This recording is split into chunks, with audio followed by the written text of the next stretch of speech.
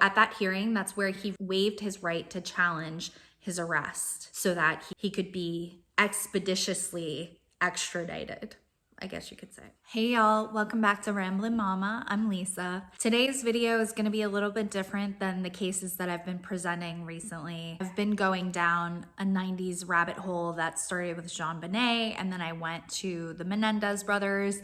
Now I really wanna cover the OJ trial and also read his book, and also Marcia Clark's book. Let me know in the comments below if you'd be interested in that. In the meantime, I asked the community if there were any current cases that you were interested in me covering. And in the first one, the Idaho murders totally slipped my mind, which is nuts. And it looked like Alec Murdaugh was in the lead. So I took him versus the Idaho murders in the second poll. And yeah, here we are.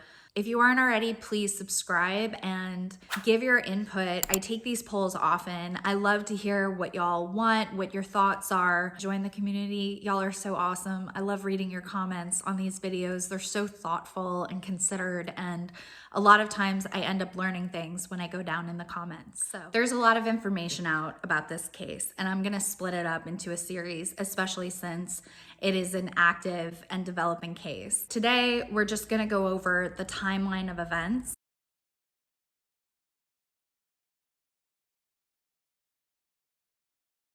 I'm gonna use later videos to get into more granular specifics about the people involved and the evidence so far.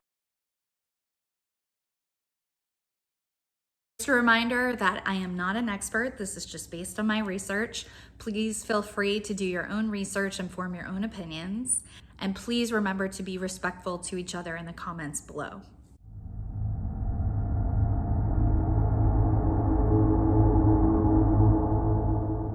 On the night of November 12th, Maddie and Kaylee went together to a downtown bar called the Corner Club. But Ethan and Xana, probably because Xana was still underage, went to a party on campus at the Sigma Chi house.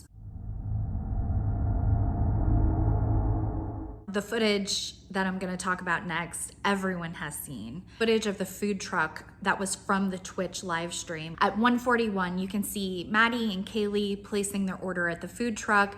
And then remember that guy who was lurking in the background, and there was so much speculation about him because of his awkward behavior around the girls. I feel like this is one of many, many examples of how Maddie, Kaylee, and Xana were all beautiful girls. And whether it's Kaylee talking about some weird guy that had been following her, or I believe it was Maddie who was getting DMs from Brian Koberger, I would bet money that these girls had to deal with that level of nuisance all the time.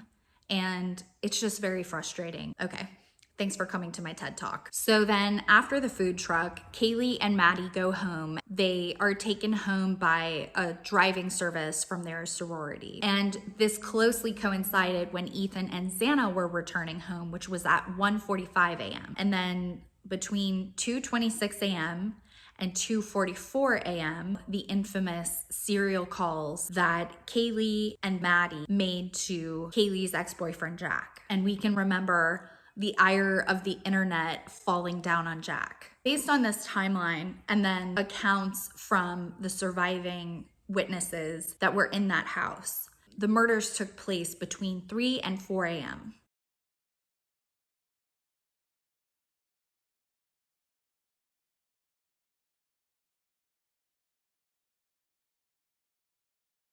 Can you walk us through the timeline? Yeah, the forensics indicate that the crime occurred at 3 or 4 in the morning. The crime was not reported until just about noon the next day, or noon the same day, and someone called in having observed an unconscious person, they assumed unconscious person, and called the police. The police showed up and arrived at a crime scene where there were 4 deceased individuals. No one unconscious. The unconscious individual was actually one of the victims. So the police entered, saw that there were no survivors, exited the dwelling, and waited for a search warrant before going back in to begin processing the scene. So the investigators were able to put together that the stabbings were most likely committed with a serrated knife, but they still haven't, in fact, found the murder weapon. According to the police report, around 4 a.m., the surviving roommate, who we're going to call her DM, even though everyone probably knows her name by now, she woke up after hearing some voices, and she thought she heard Kaylee say, "There's someone here," and then crying from Xana's room. DM opened the door to find a figure that was clad in black clothing and a mask that covered the person's mouth and nose, and he was walking towards her. She said she was shocked and she froze in place, but the man just walked past her and out the back through the sliding glass door. DM then locked herself in the room and didn't call the authorities until 11:58 the next day. The call to the police was interesting because they were reporting an unconscious person, which to me, I think just speaks to the level of shock and possibly denial that was happening. Also, the police reported that several people spoke to the police dispatcher. What we can deduce from that probably is that DM or the other roommate needed to gather support with them. That just illustrates all the more how terrified these girls were. 2 p.m. that day, that's when the university notified its students about these homicides. They were advised to shelter in place. Then that order was lifted an hour later, which I wonder what kind of developments were made in that hour to have them determine that there was no longer an active threat. And then there were mixed messages that were happening from the authorities. For instance, when the Moscow mayor told a news outlet that this was a crime of passion. Joining me now by phone, the mayor of Moscow, Idaho, Art Bedke. Mayor, thank you very much for being here. Good to have you with us. I know it's You're been welcome. a tough week. How do you know this was an isolated incident and that it was a one-off? The police have been doing their work and looking over the crime scene. They haven't been sharing a lot of information about that, but they have stated unequivocally that there is no danger to the broader public out of this one, and that they believe this was a singular targeted incident and no one else is in any jeopardy. How do they know that? Because there's a killer of these 4 individuals who is out there somewhere, correct? Yeah, exactly.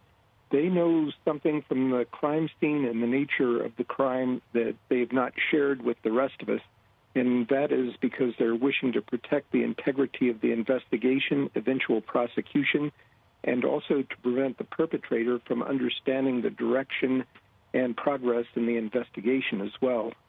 So they've not been sharing a lot, but I do believe our police department when they state that there is no danger to the broader public. Well, you can understand why people would want their kids to come home when there's a killer of college students who is on the loose, clearly, and the police have not said anything to the public. They haven't given a press conference in 48 hours, and it's been called a crime of passion. If that's the case, how do we know that other students are not also on this person's list? I'm working on the assumption the police know what they're talking about. I've been pushing strongly for them to stage a press conference. The sooner, the better, and we can get their take on why they believe this. And I'm pushing to have this done sooner than later, like even today, if I can get it done.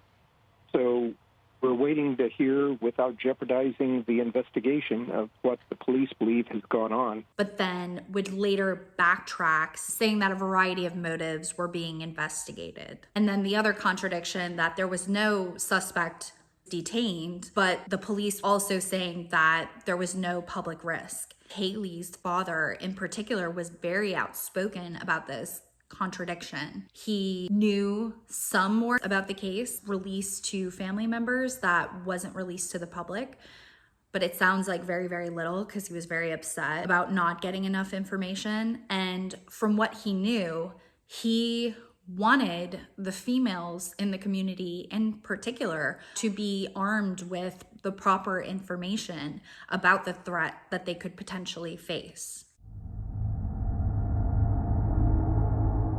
On November 15th, the police further confused people by stating that it was an isolated, targeted attack and that there was no imminent threat to the community at large. And then it was on Wednesday, November 16th, that we learned about the 2 surviving roommates that were inside the house. And y'all, I remember when I found out about this, it sent chills up my spine and it made me think of Ted Bundy. And then the big bombshell that the call to emergency services wasn't made until 8 hours after the murder. And there was no explanation, still hasn't been any explanation about this. But the police chief, James Fry, did add that there were no signs of forced entry. So this was the point where the police finally admitted to the public that there was an ongoing threat, which you can see Haley's father's point then, right? That the public was misled. And look, no shade to this police department whatsoever, because they kept the investigation close to the vest, and that was very difficult to do. I mean, these leaks are still happening, but obviously now that more details have come out and a suspect is in custody, we get it. But it must have been very difficult for them to receive all of this heat, but to still have to do the right thing. But that aside, they really should have been upfront about that ongoing threat. And this is when we found out that the FBI and the Idaho State Police were also helping with the investigation, which when I heard that about the FBI, I was thrilled, because in terms of their conviction rate, I want to say it's in the 90s or something like that. These guys are good. Even though it seemed like days were dragging on, it gave me heart to see that the investigation was getting so much robust support.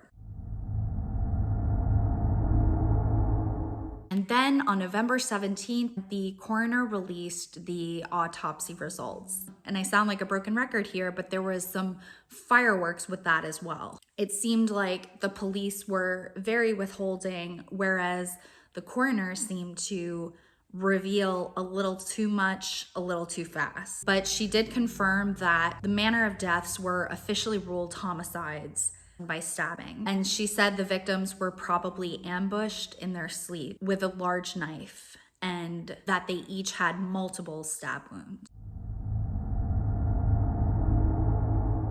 On Friday, November 18th, the police released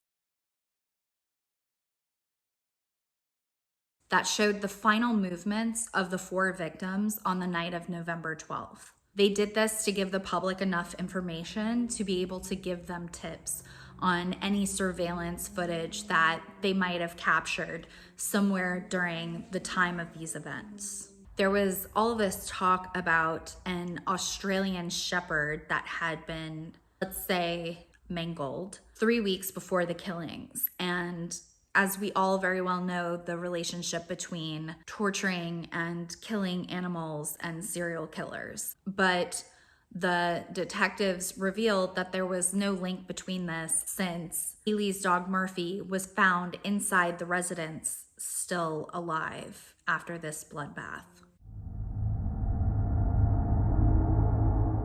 On Friday, November 25th, the authorities stated that the 1999 double stabbing that was in Pullman, Washington, and a 2021 double stabbing that was in Salem, Oregon, didn't appear to be connected to these murders.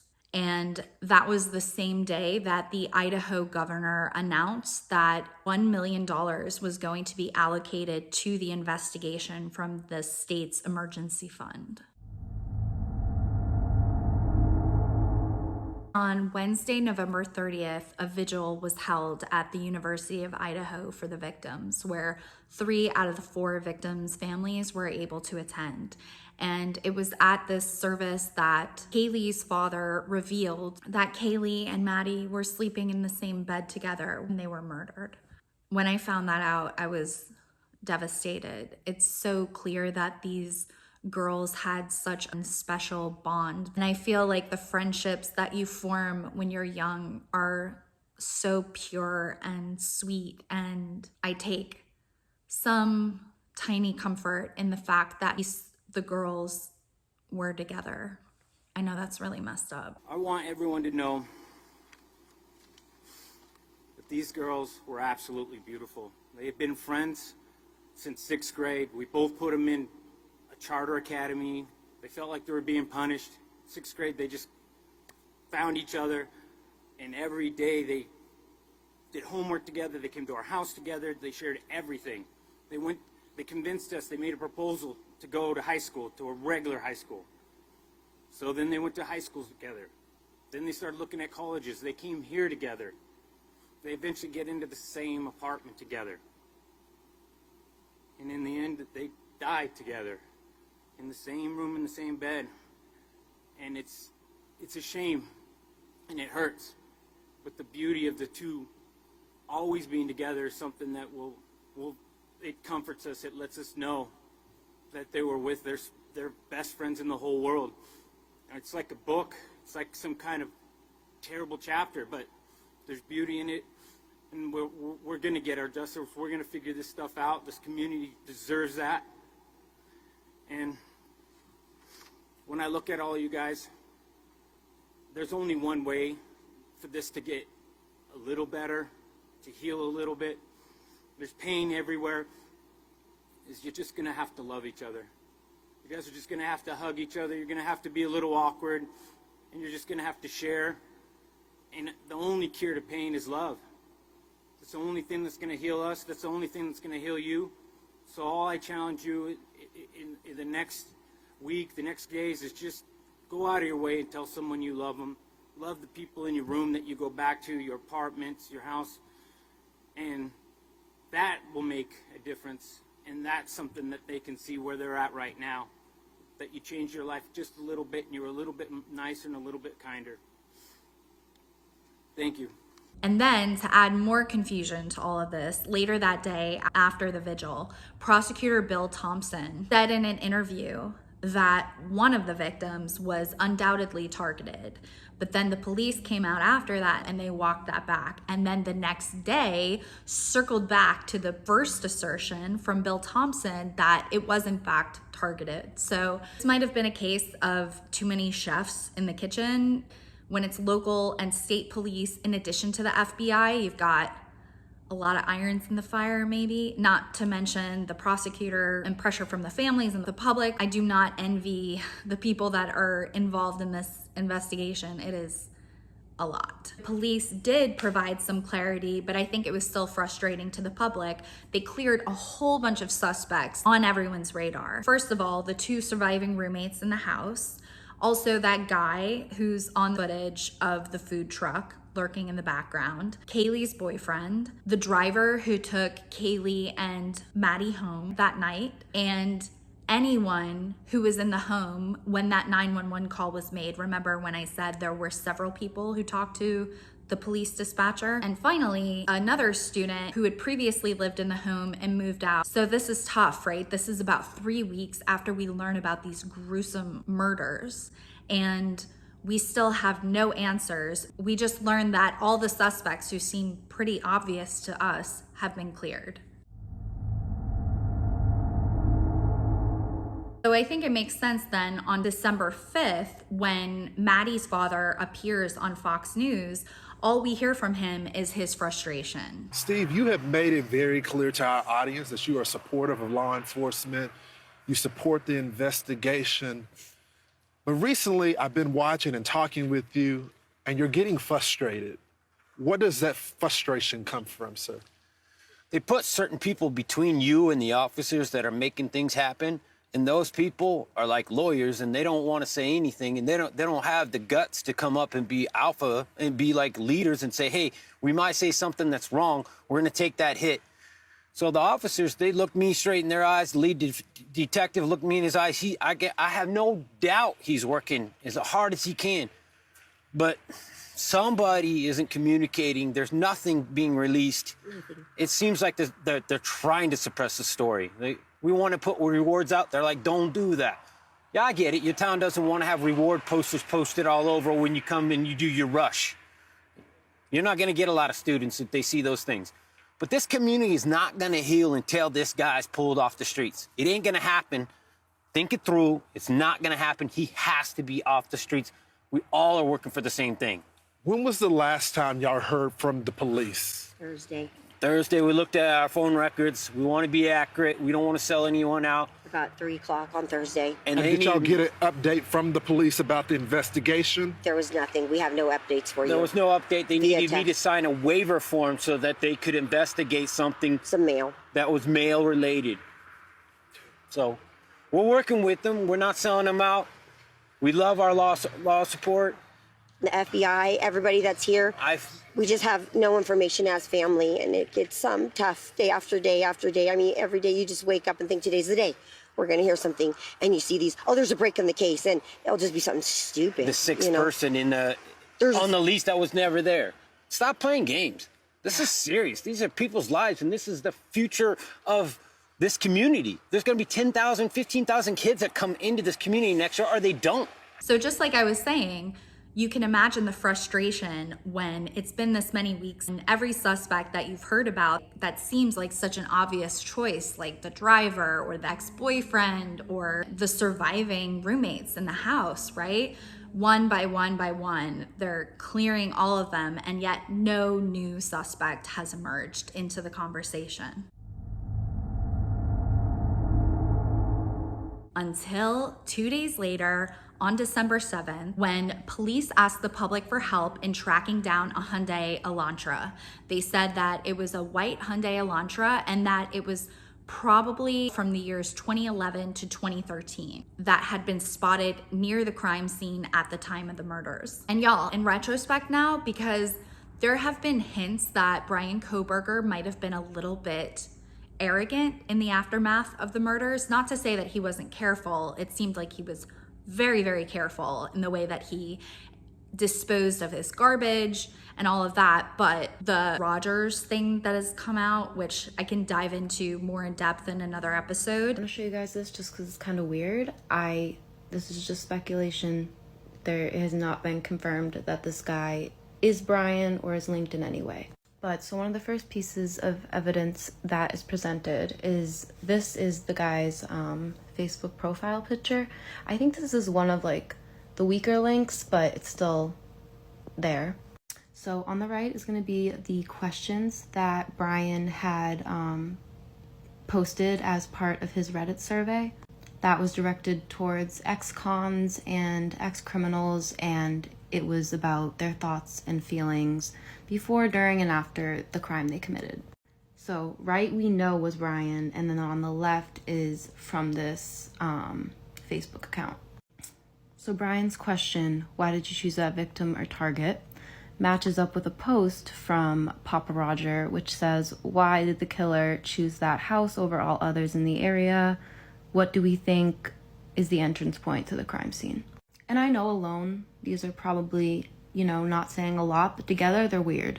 So Brian asks here, how did you accomplish your goal? Please explain what you're thinking or feeling. Papa Roger in the group posted, 1 knife and 4 people. The killer took a big risk. The knife could have easily broken off or became ineffective after 1 or 2 murders. Are we sure that there was only 1 knife involved? Next, he asked how they left the scene and if there's anything they did before leaving the scene. In the Facebook group, he asks if people think he took anything from the scene and how long they thought he was in the house. So this one we have Brian asking why they chose the victim or target. And then it is posted in the Facebook group by the same man. Regardless of what has been released, I believe this is a sexually motivated crime. Weird.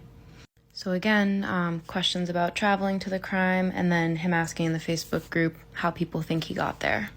Now, all of that could have been nothing, but this is the one that really, made my jaw drop. Of the evidence released, and this was posted on November 30th, of the evidence released, the murder weapon has been consistent as a large fixed blade knife. This leads me to believe they found the sheath. This evidence was released prior to autopsies. Some more screenshots from that post if you guys want to read. Sorry. Here are some more of his posts. This to me kind of shows a lack of human decency.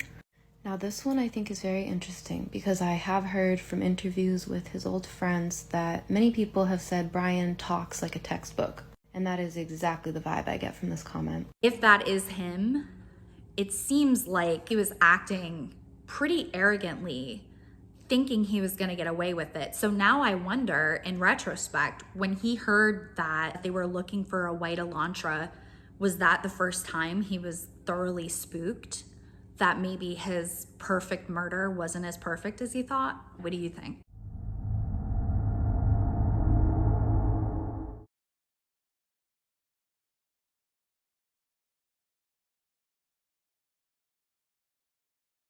I had the opportunity to speak to some of my sources, and I've been told that there were differences in the way that the victims were killed. Some were more severe than the other.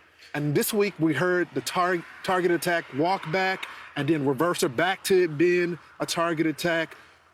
What can you tell us about the targeted attack? They have told us that it was targeted, but they told us they can't tell who.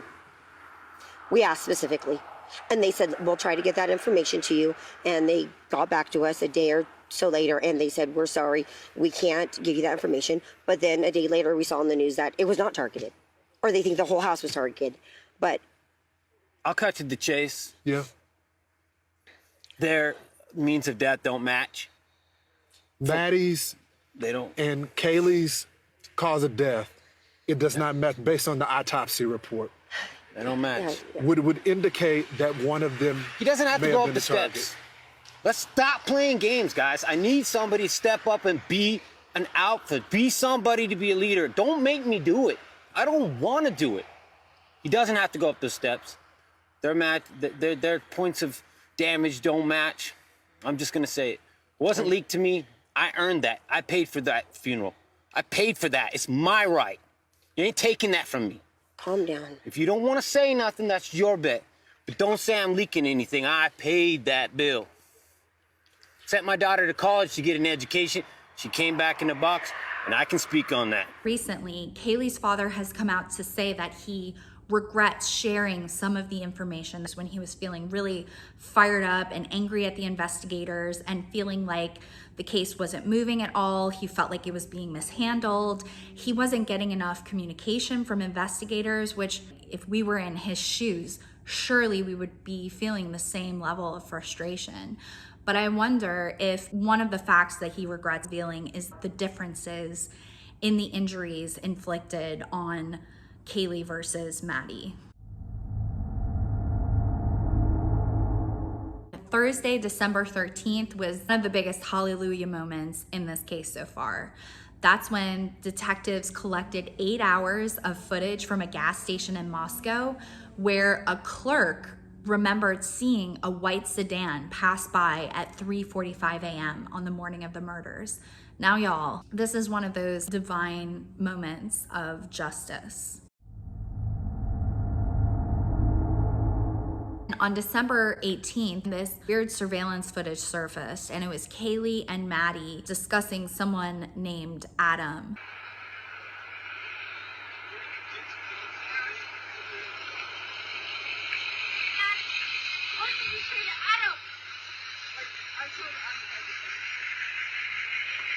Kaylee's family has since come forth and revealed that this was a bartender. But based on this footage that we saw, it seemed like maybe we had finally found the perpetrator. As close as the investigators are trying to keep this to the vest, things are still leaking out. On December 27th, there was a leaked image that showed Kaylee and Maddie inside of the corner club just before they returned home that night. I remember hearing about this because the case was even starting to fall by the wayside a little bit, and that coincided exactly with Brian Kohberger getting arrested. Brian Christopher Kohberger, a 28-year-old PhD student at Washington State University in Pullman, Washington, was arrested on December 30th. He was charged with 4 counts of first-degree murder and felony burglary for the stabbing deaths of Ethan Chapin, Madison Mogan, Zaina Kernodle, and Kaylee Gonsalves. We learned that he lived only 8 miles away from the King Road home. Y'all, I'm embarrassed to admit, when I heard about this guy in Washington, my geography is so bad. I remember thinking, wow, okay, so he traveled a long time to find these girls. I wonder how he ever could have met them. Okay. Sorry. He was arrested at his parents' home. And it's such a shame too. I know Albrightsville and that area of the Poconos back when I used to live in New York City. My husband and I loved traveling there because it's so peaceful and it's pretty accessible from New York City. It's a few hours drive. And the people are some of the nicest people you'll ever meet. The police let the public know that they had recovered the Hyundai Elantra, but they didn't reveal whether or not it was Bryan Kohberger's yet.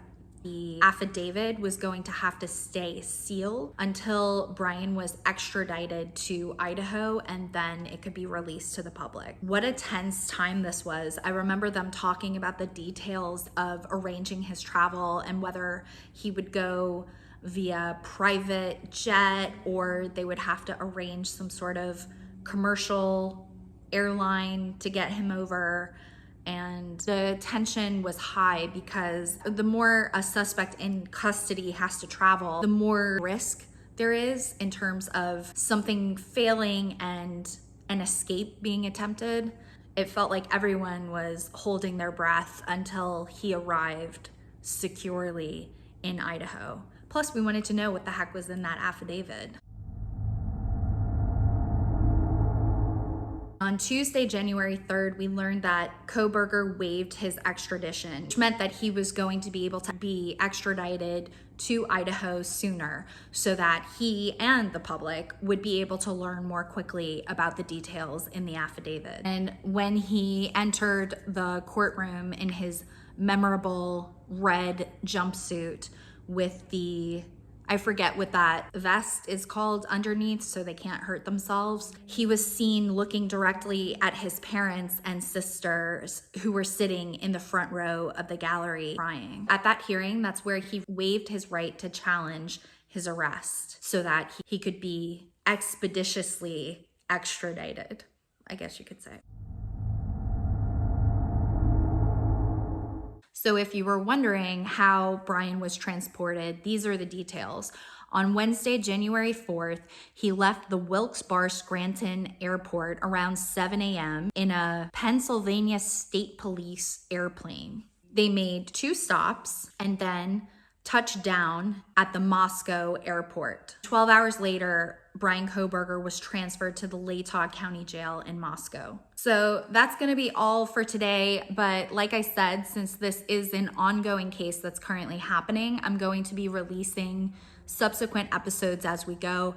And maybe somewhere along the way, I'll be able to release an episode dedicated just to the different leaks and the evidence that was found. But y'all weigh in down below. Let me know what you think. Do you think Bryan Kohberger is guilty of this? Obviously, he's guilty until proven innocent. But do you find the evidence compelling, or do you think it's too circumstantial? Aside from that DNA that was found on the sheath, I don't believe there's anything else physically connecting him to the scene of the crime. We talked about DNA in the JonBenet case, and that unfortunately it's not as straightforward as we would like it to be. We want it to be the aha moment where someone could, without fail, be able to be pinned down for something. But instead, there is room, especially with touch DNA, for there to be some error. Did Bryan have this sheath in his possession and then the perpetrator took it or was gifted it? Or did Bryan shake the hand of the perpetrator who then put his hand on the sheath? Not saying this is what I believe whatsoever. I'm just saying that as much as I want this evidence to be the smoking gun that conclusively corners him, unfortunately, I've heard it argued back and forth that as strong of a case as this is looking like, the evidence, at least so far, that's been revealed doesn't necessarily point to a home run for the prosecution. But I want you to let me know what y'all think. What do you think about the Hyundai Elantra footage? What do you think about that footage of Brian and his father getting pulled over on their road trip from Washington to Pennsylvania. What do you think about the DNA on the sheath? Let me know your thoughts, and I'll see y'all next time.